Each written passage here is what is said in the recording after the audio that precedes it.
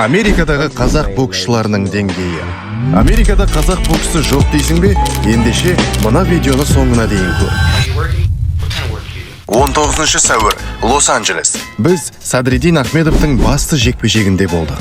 Атмосфера өрт. Соңғы раундтарда қарсыласын құлатуға сәл қалды.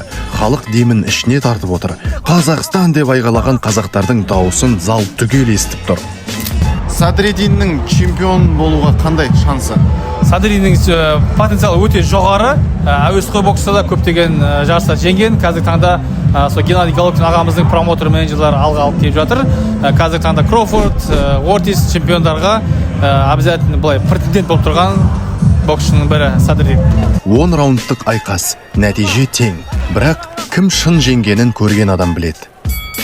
5-6 раундта қолымды жарақаттап алдым деді ол. Бірақ соңына дейін айқасты, шегінбеді, жеңісті бермеді. Бұл тек спорт емес, бұл елдің рухы. Жат жерде жүріп осындай қолдауды сезіну нағыз мотивация. Келесі рингке шығатын қазақ мүмкін дәл сен шығарсың. Арманда, жаттығу жаса, тоқтама. Біз жеңіске жаралғанбыз. Америка жайлы қызықтар менің парақшамда. Видеомен бөлісіп, парақшама тіркеліп ал.